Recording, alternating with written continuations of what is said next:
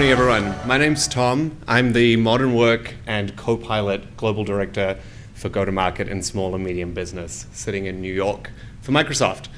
And I have been in the small and medium business segment for pretty much my entire career, actually. Even across the times that I was at Google and Amazon and now Microsoft, I've always really focused on small and medium businesses. And then before that, I was in a lot of startups actually around the transport and logistics kind of industries as well.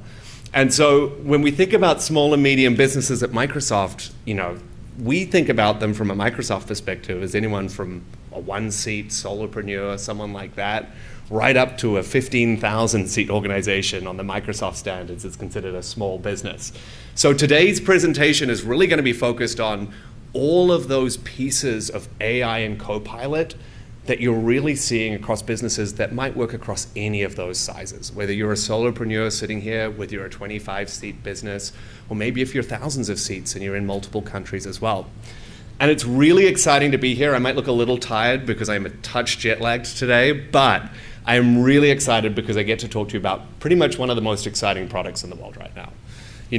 You cannot open a newspaper without having AI thrown in your face. It's almost a little egregious these days. You see AI attached to things that really are not AI.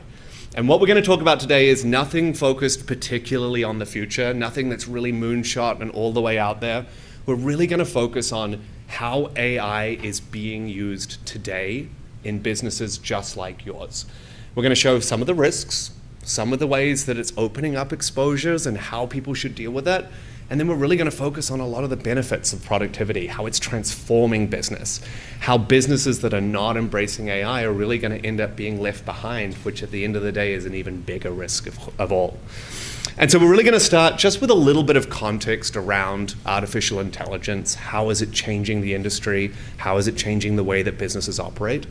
We'll dive a little bit into the Microsoft version of AI and Copilot specifically, but I really want to make sure that this is a talk on AI in general, so it's not just focused on the Microsoft product.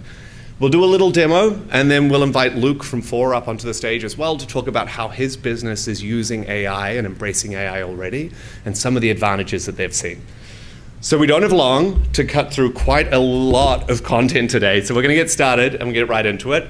And then at the end, if you do have any questions, we'll stick around, so we're happy to chat with you around the AI in your business as well.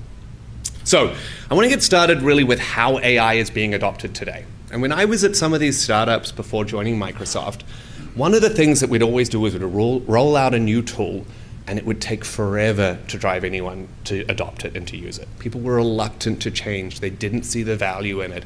It was just more work to adopt a new CRM or a new ticketing process. What's fascinating about AI is you don't have to create the demand. The demand is there. In fact, in our studies, what we're seeing is around 79% of businesses already have employees that are using AI. They're going to chatgpt.com. They're going to AI that they know about through consumer channels, and they're using it already today. And it's great that they see that advantage. It's great that they know that AI is going to make them more competitive, both within their own organization and externally. But there's a real risk to that. If they are going to a publicly facing AI and they are putting their data, your company data into that AI, there is a risk that's going to come out in someone else's question later on. There is no control over who uses that data, how that data that goes into it is used. And it's also not reasoning over the data in your organization. It's only really reasoning over web applications and web data and things that you could search online. So you can't really guarantee the efficacy of that data as well. And so while you've got nearly 80% of employees are already starting to use AI in some form, when we talk to businesses of all sizes, really only around 61% of them actually have an AI strategy.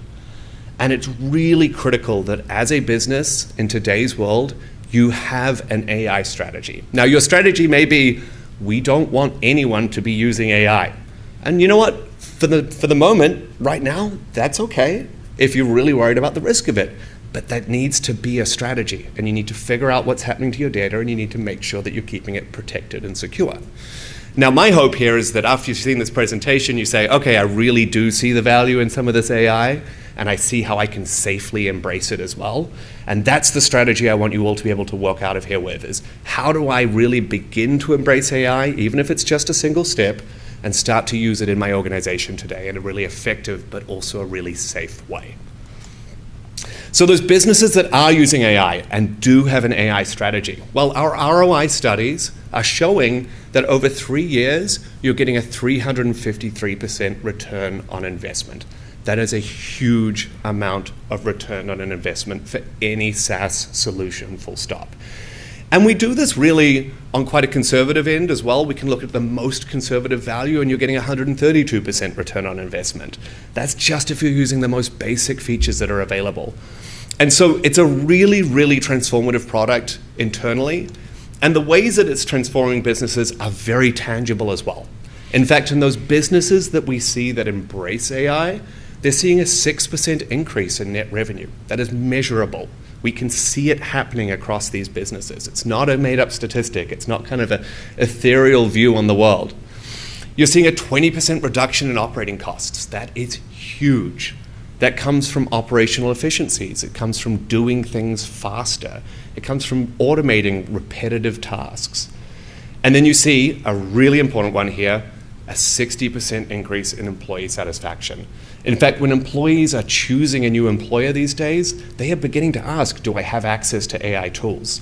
Can I have these tools in my business because they're what I need to make sure that I am competitive and growing as an employee as well?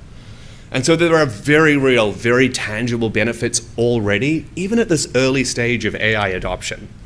And when I talk about how early we are in this journey, we only launched this product really just over 12 months ago now. I think it was January 2024.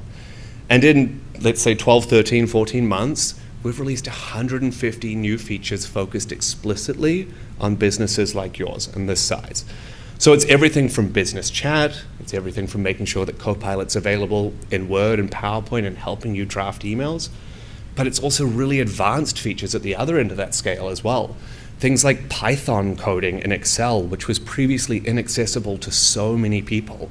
Things like Copilot Agents that perform specialized functions on behalf of you so that anyone can be an expert in finance. And so we'll talk a lot today about agents. That's something we recently announced, and it's a very exciting new possibility for what Copilot can do. But the speed of change here is rapid. And as the speed of change continues and as we introduce new features, you really do need to think about that Copilot strategy or that AI strategy. We're going to keep changing, the world is going to keep changing, and I need to think about how I embrace this to make myself more competitive. So let's just make those tangible benefits for a second very real. I want to give you 3 examples of some companies that we work with who are embracing Copilot today and how they've actually used AI as part of their workflows already. And so the first of those is Burke. They're a data consultancy firm. They're doing a lot of work collecting and analyzing, sharing, cutting data in the right way for each of their clients. And Burke has cut operational times in half through some very exciting ways that they're using our tools. Copilot will now take into account and transcribe the meetings they have with clients. It will turn those meetings directly into their questionnaires and discussion guides that they then use with their customers. These are the core functions of that data consultancy business, are being augmented by Copilot. This isn't a new function that they're having to create. They're able to take unstructured data with no common key across multiple spreadsheets and rationalize it into one to help speed up that analysis that would previously take hours, if not days. Unifonica, they're a professional services firm. They help connect sales with external sellers. They have chat tools, things like that. They're able to use Copilot to reason over all of these conversations and understand what was the sentiment, what's going on, is there a common set of issues that are occurring across this. They don't need to buy and use a new tool. They're just using Copilot across all of the transcripts of these conversations to very quickly and very easily say, hey, in the last week, was there something that was coming up a lot more than any other times? And they can get that insight instantly. And then, of course, we've got Levatien. So with Copilot, they're able to automate things in their normal workflow, advanced things like tracking, sorting, structuring of supplier quotes by speciality. So again, all of this unstructured data can now be reasoned across, sorted and organized for consumption by almost anyone in the business that needs to have access to it. So really taking a lot of complexity and making it very, very simple for everyone to use. And in order for each of these businesses to be able to go and use a tool like this and to get the most value out of a tool like this, it's really critical that everything you do in that tool is secure. You would not be able to do any of this sort of reasoning or any of this sort of artificial intelligence unless the tooling had access to really sensitive data, right? There's going to be PII, personally identifiable information. We obviously know we're sitting in the EU right now. Well, we're not sitting in the EU right now. What am I talking about? But in Europe, we have the EU Data Act, right? And a lot of us will have customers that are in the EU, and there's different data and different provisions that apply to those folks. We might have billing information. We may have credit card numbers. It's really critical that whatever access this data the AI has access to, the data the AI has access to, is kept secure. And so when we build Copilot at Microsoft for businesses, we build it in a really explicit way that keeps everyone's data within their tenant and within their organization. There isn't just one big Copilot that everyone's data is flowing into when we're throwing it out.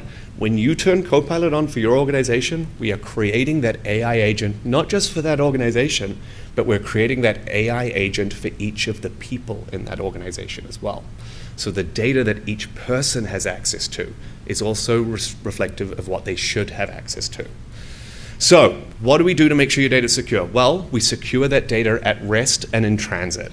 It's a very technical term, but essentially it means we secure it when it's sitting there on the device or in the storage, but we also secure it when it's being transmitted through the pipes and through the wires and through the walls. And so we make sure that we're always encrypting and keeping that data safe. We give you control over the data. We have a control layer, which we'll talk about in a second, that lets you look at what is being shared. You can tag information correctly. You can keep it private. You can exclude certain data. You can exclude SharePoint. I don't want someone to be able to go into Copilot and say, hey, what's the CEO's salary? So I'm going to take salary information out of Copilot for most folks. You get control over which data is included and which isn't. Very importantly for most people here, because it's your Copilot, that data is not training other models. We're not using any data in this organization to go and train Copilot to answer things better. Other providers that don't have this commitment to you are going to use that data to make their own system better. And the risk, of course, there is that if an LLM or a large language model is regurgitating information, it might regurgitate your company's information somewhere else. And then last but not least, you're protected by our AI and security commitments. So there's some copyright commitments, right? If we have trained our model on something and it happens to have some copyrighted information in it, and you go and use that and you put in a pitch deck and you put in a proposal, and we don't quote it correctly and we don't tell you where it's from, or we give you copyrighted information, we guarantee that we will protect you in that case. And we can talk a little later on around our copyright commitments, because it's really important that you feel secure and able to use the data that Copilot gives you. So we've talked a little bit about what AI is and why security is really important, but I just want to give you the framework around how Microsoft in particular are thinking about AI. So really, we call Copilot the UI, or the user interface, for artificial intelligence. What does that mean? Let's start on the left-hand side here. So we have a user. That's anyone in your business today who would be using Copilot. HR, front of house, reception, CEO, right? And we want to give them one place that they can go to access AI. They shouldn't have to go to multiple different sources. If you want finance data, you shouldn't have to pull up your finance tool. If you want customer data, you shouldn't have to pull up your CRM tool. If you want the data and the information you need, you should pull up one tool and you should ask it the question you want. And for us, that is Copilot. So every user gets their individual Copilot that's designed for them. It knows what information they should have access to. It knows that they're not in HR and shouldn't have access to salary information. It knows what PowerPoints have been shared with them and what PowerPoints haven't been shared with them. Importantly as well, it knows what IM messages you've had, what meetings you were in. Even your in-person meetings, it knows what you said in those meetings. So it's able to follow you around everywhere you go and using everything you do to help structure information that's relevant for you. But behind that is a lot of complexity. Behind that is data talking to data, systems talking to systems, users talking to users. And Copilot is the layer that makes that really simple for you. And on top of that, we now have this new thing which we're going to dive into today called Copilot Agents. These are connectors or specialist tools where you can design almost a virtual person in the cloud that's going to help answer explicit questions. So I might create a finance agent. That finance agent knows what financial data is. It knows how finance agents should respond. You know what? Whenever this person asks me a question, I should respond with a table, not a paragraph. It knows where to get that data, and it knows what data that person has access to. And so you can create these custom agents to help fulfill specific role functions in your business and enhance that graph of data. And then lastly, across all of that is this Copilot control panel, or the Copilot control system. And that's what we were talking about at Command and Control before, that you're able to go in and make sure that you understand exactly what's happening, how people are using it, when they are using it, et cetera, and have that administration control over the whole system. Okay, so let's start with what we offer in terms of Copilot and how this works. Well, we have two flavors of Copilot to get you started. The first of those is something that we call Copilot Chat. And Copilot Chat is really equivalent to a lot of the AI chats that you see out there today, right? It's grounded in the data from the web. So any publicly accessible data that's all over the internet, that's what Copilot can access today. Anyone can ask it any questions, and they can get the answers they want. They could even upload a file if they wanted. They can copy and paste some documents from an email into that chat, and they can have it reason and simplify an email and things like that.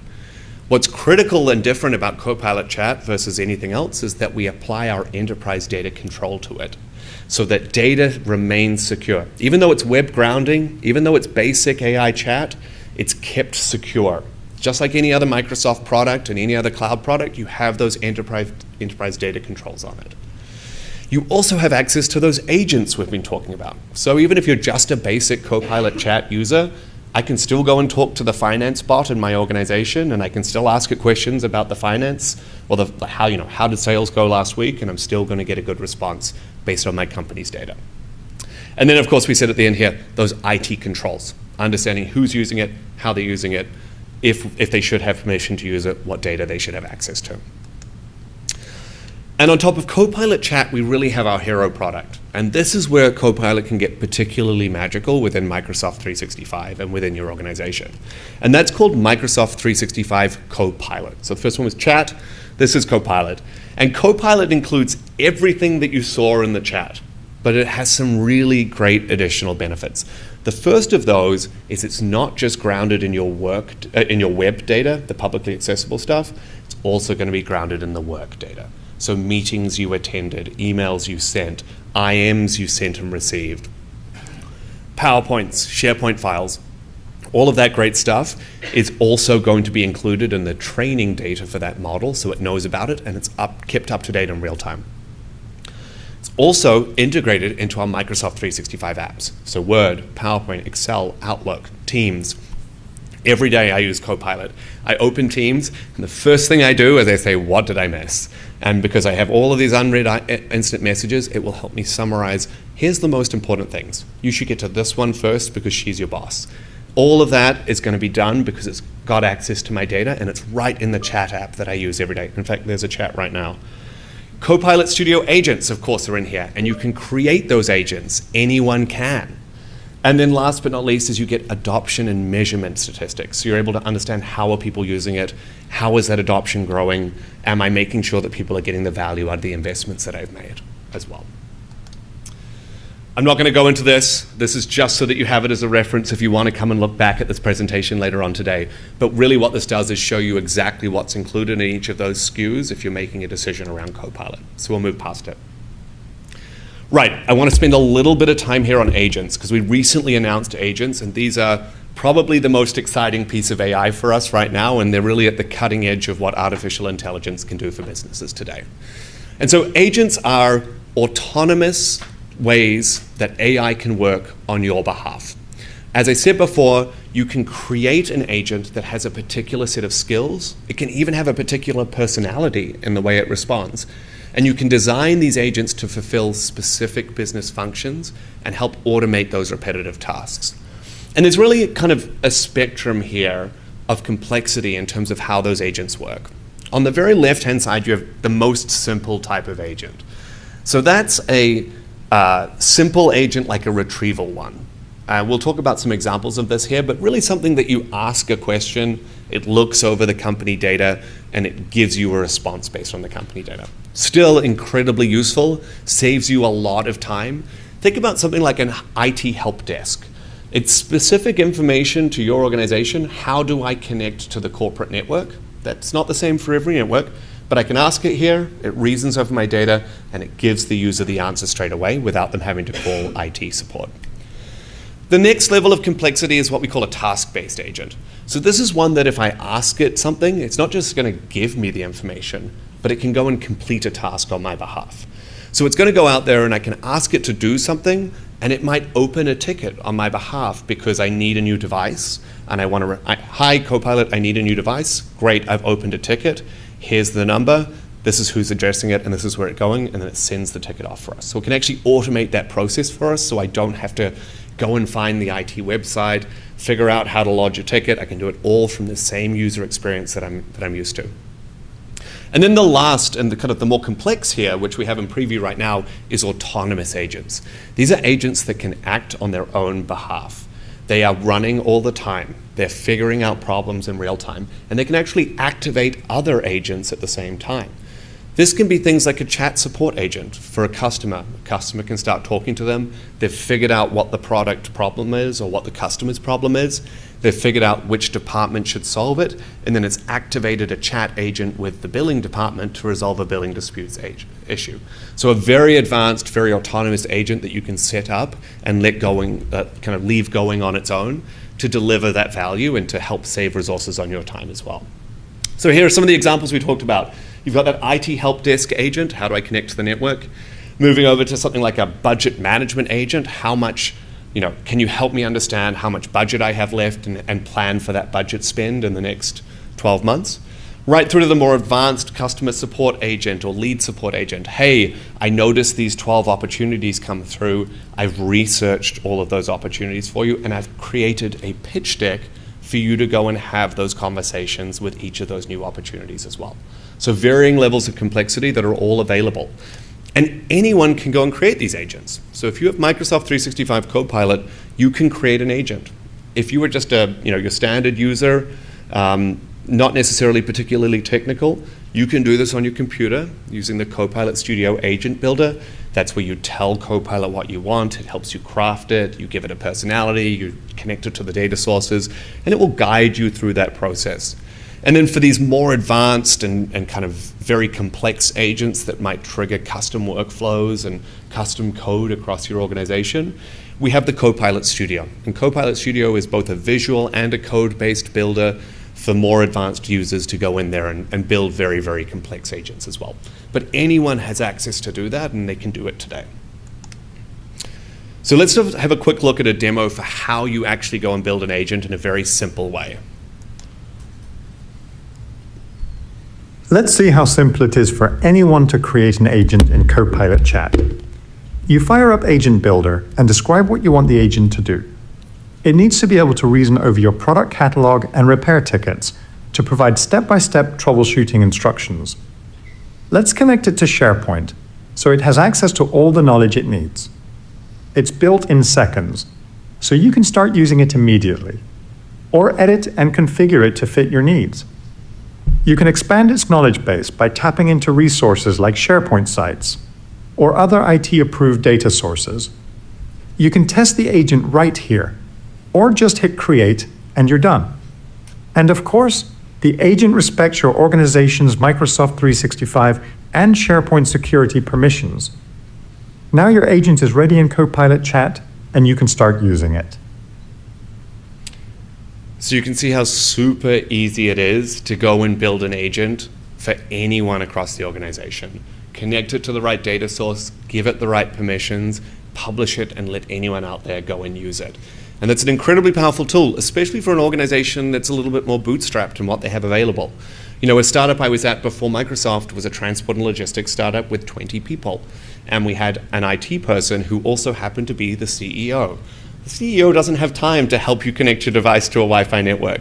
So there are definitely ways that we can go and help automate some of these tasks that just don't need to be done by users that are currently wearing multiple hats. Let people focus on the value that they bring and really with the innovation that they can provide within the organization. What we know, though, about Copilot and what we know about AI in general, regardless of the solution you use, is that you need to be very intentional about the way that you choose to use it. It's no good just kind of rolling it out and saying, okay, great, everyone, you've got access to Copilot.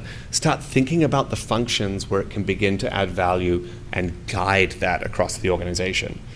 Think about things like customer service. You've got the ability to maybe have some self-help agents. You could do problem resolution, things like that. You could even look at marketing, think about customer engagement, customer insights, proposals, custom pitch decks. It's really important to have an idea before you start to use Copilot about, hey, what are the early wins I can have here? If I'm going to bring AI in, where can it actually deliver immediate benefit to the organization? Now, that's not just for you as the investor in Copilot, it's also to prove that value to folks across the organization. Hey, don't keep using that free tool. Go and use a tool in here that's going to help you solve problems that are relevant to your job. And with that, I'm going to quickly give you, we've got a couple minutes, so I'm going to give you a quick demo of the product so you can see how we'd actually use it. I want to make it really real for everyone here as well. And so you can see in here, I'm on my Copilot instance. We are on the top of the middle of the screen here. You can see I'm grounded in the work data. I could change that over and I could do Copilot on the web and just look at public information. But in this case, I'm going to do work data as well. Now, this is live, so if the Wi-Fi doesn't work, you will have to forgive me, but I think we're going to be okay today. It seems like we're doing okay. We can see in here that we start with the Copilot screen. This is where I start most mornings. I open this up and it's going to give me some prompts about things that I'm working on.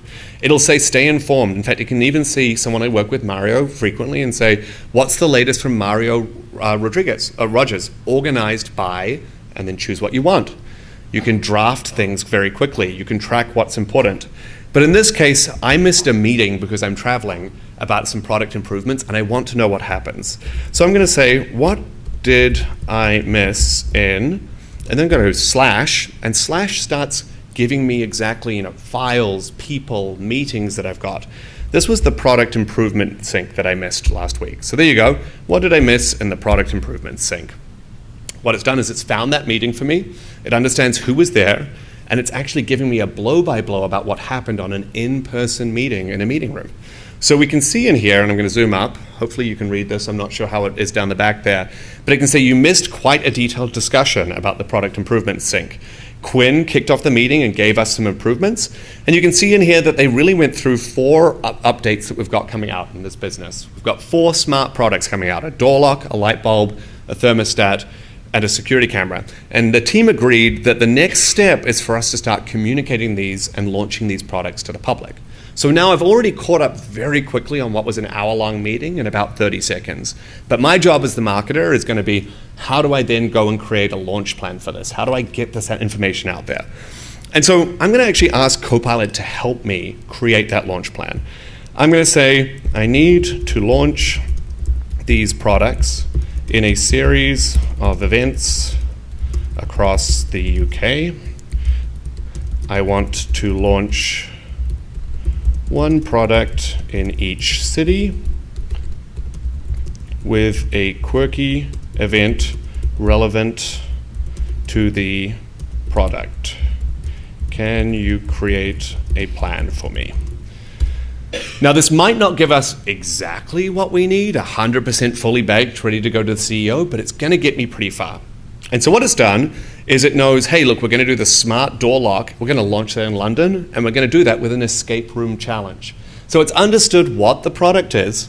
It's given us a city that we should launch it in, and it said, hey, it's a lock. An escape room is a great way for us to go and maybe promote this product as part of our new launch feature. So you can see there's a deeper understanding here. It's not just pulling web-based grounding. It understands what the product is, where it is, understands we're in the UK, and is creating a plan for us.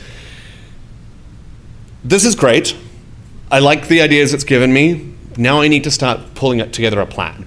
So I'm going to say, can you please pull together, actually, you know what? First, let's do this with the team. I'm going to edit this in Pages. Now, Pages is a way for us to create a collaborative window for us to edit this with others that are working on the team now. So I've added this to a page.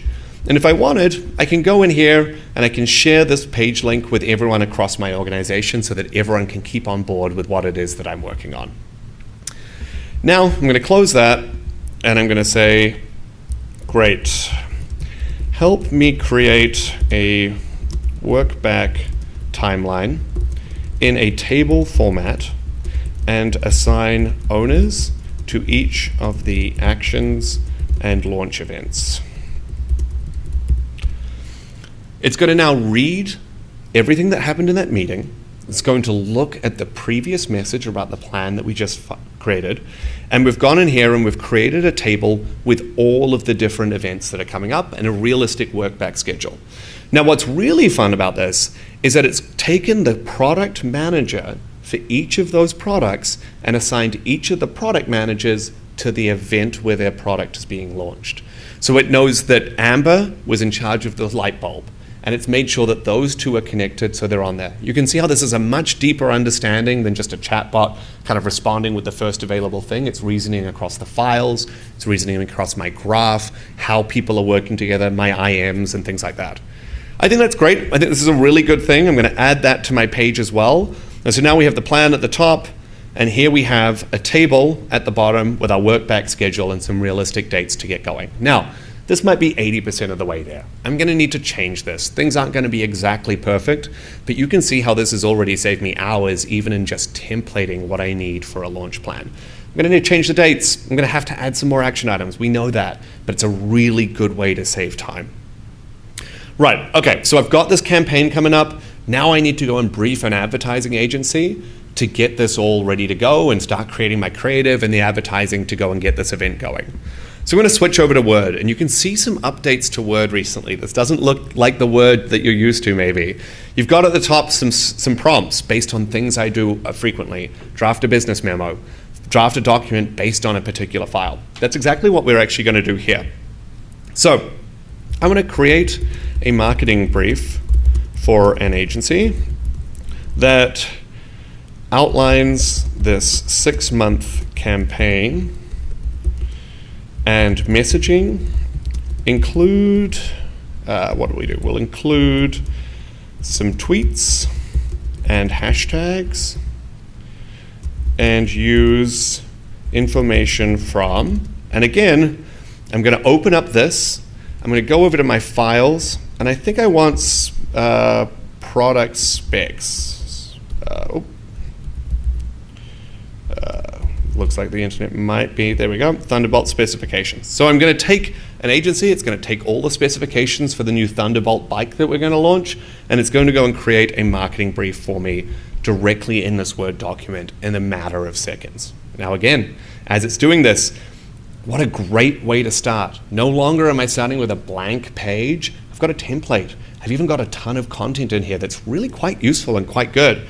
You can see some of the tweets we've got in here already. We've got emojis in the tweets. We've got important hashtags that we can use on social as well.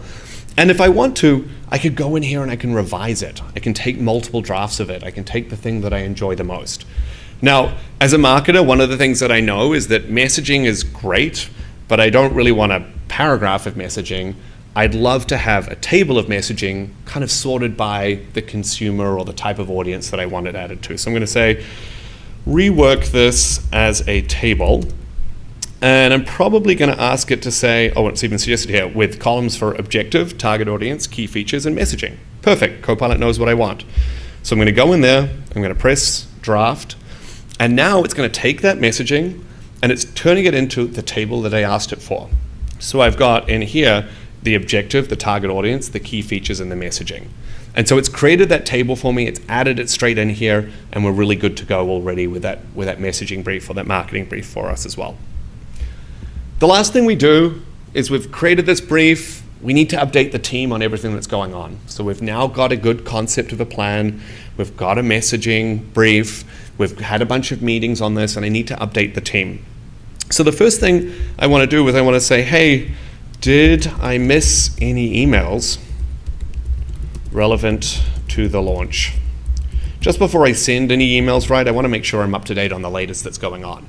Now, this inbox here is a demo inbox. There's 3 emails, but if you're anything like me, you probably have 2,000 unread emails sitting in there every morning. And so imagine you have all these emails in there and you're able to quickly go through, and you can see on the right-hand side here, read a very good summary of all of the emails that have come through recently into your inbox relevant to the launch. Saved a ton of time in doing that. I'm now going to go through here and I'm going to create a new email. And what I want to do is I want to draft an email, draft an opening message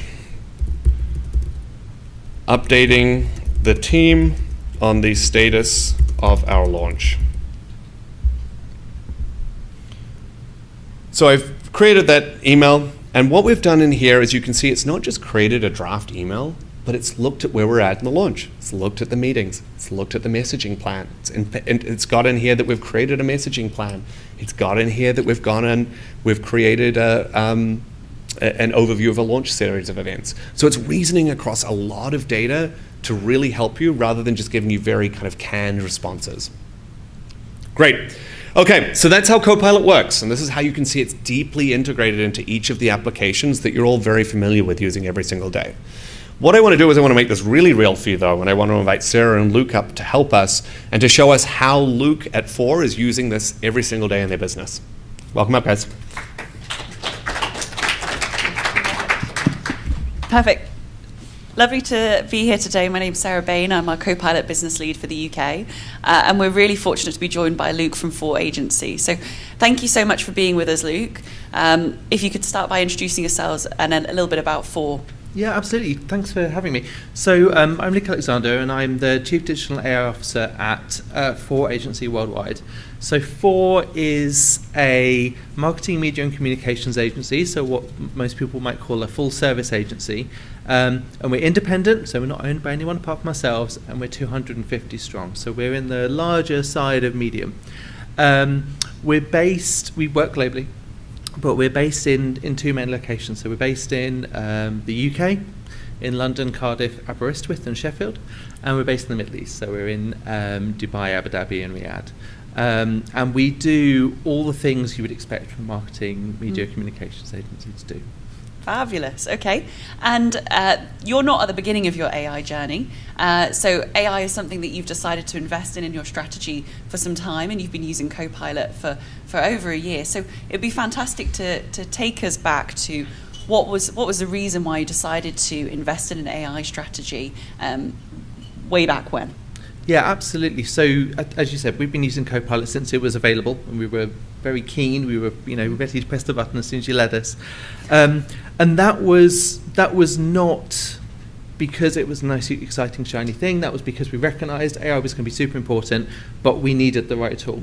So, our CEO, Nan Williams, very foresighted, before ChatGPT was a thing, was really recognising that this change in the way that you can generate content, change in the way that you can work with text, with creative tools, was going to change how agencies work. So in a consultancy business, you're selling your time, you're selling your expertise, and AI changes a lot of the parameters around that. So we were on the lookout to start with. My role is very unusual in an agency. I just focus on our own digital transformation, our own AI work. So we were in that place already, and then we really grabbed Copilot as soon as it came along because of everything Tom just said. So all the things that are enterprise data protection. We don't just have our own data, we have all of our clients' data. That's hundreds of people who trust us with their information in lots of different territories. So we had to be 100% sure the tool we were giving all of our people was the right one, and that was that trust element was a huge part of that. Fabulous. Okay. And I love what you talk about there about the CEO's commitment to AI and your strategy, because one consistent factor that we see with working with customers is those who have a lot of success with implementing an AI strategy have that leadership buy-in. So it's fantastic to see that. Okay, so you've been using it for a year, over then. Tell us how it's going. Yeah, really well. Otherwise, you wouldn't have invited me. But no, it is, and it's been totally transformative. And I'll talk maybe a little bit about some metrics that we use internally to measure that. But just anecdotally, to start with, the change in the way that we do our work. If you walk around our agency and look at how people are working, they are more collaborative, they are more creative, they're focusing on the things that really matter, and importantly, the things they want to do. So less of the stuff, less of the faff that they really don't want to do. So that's been huge. A couple of things that you haven't seen so far, which most people in our agency use, are things like, where did I put that file? Did I reply to that email? So not just catching up on things, but basic, replacing the bit of your brain that gets in on a Monday morning and goes, what do I do for a living? What's the point of me? And it really does that. So we see that totally. There's all that sort of low-level, quick wins, and that's a big recommendation to anyone looking at this technology who's not using it already. Don't underestimate the power of giving people a tool that just makes that annoying 15 minutes in the morning much easier for them.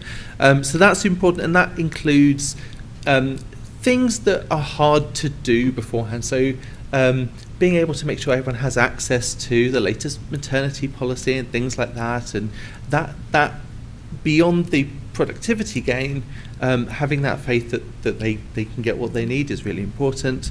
And then there is that sort of blank page syndrome thing we saw earlier, where you've got really clever, intelligent people, but getting them to a point where they can be their most productive. AI does a lot of things there. So there's all of those things, and that's going really, really well. And then there's the sort of more transformative elements, the bits that I'm really interested in.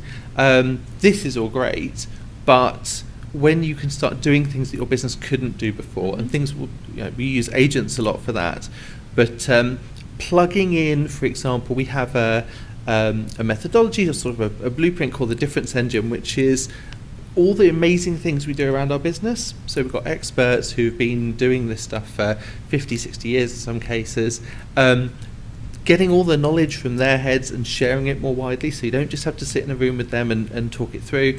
I've always had important people that I check with all the time, and I go, oh, I'm thinking this, is that right? What do I think? Even just to talk it through and do that rubber ducking thing. And that can be the person, but if they're not available, it can be the agent trained on all their data, which is really useful. So there's lots of things that we're doing at the moment that we literally couldn't have done before. I love that. Okay, and yeah, it's great to hear you talking about agents, and also all the great use cases that you already have for M365 Copilot. One example, Luke and I had a chat a couple of weeks ago about this session today. We turned on Copilot. It took all of the notes. We were able to geek out and forget about taking any notes. We could spend half an hour talking about how we both use Copilot. I was able to learn a lot about For Agency. And then afterwards, I could just ask Copilot, what questions do I need to ask Luke to make sure that we cover the bases? So it's a great example where you can be in the moment and leave, I guess, some of the mundane tasks to Copilot. 100%. When I started out my career, I took notes in meetings, which if I talk to someone in their early 20s now, they just think that's bizarre. I mean, what a bizarre thing to spend money on a person to do. And that's something that's just now totally unnecessary. Yeah, completely. Okay, so what we're getting into there really is talking about some of the business transformation that you're seeing, some of the impact that you're seeing since you've made this investment. Have you done a piece of work? Have you started to look at what are those tangible impact figures as a result of having this AI strategy? Yeah, so with the caveat is it's a really hard thing to measure, and partly because it's hard to measure people's work and things like that, but it also changes so fast. So we looked at some of the slides earlier, we're talking about literally hundreds of changes and new releases within Copilot itself. So it is hard to figure out exactly where the savings have been. We've done some initial estimates, we do staff surveys and things.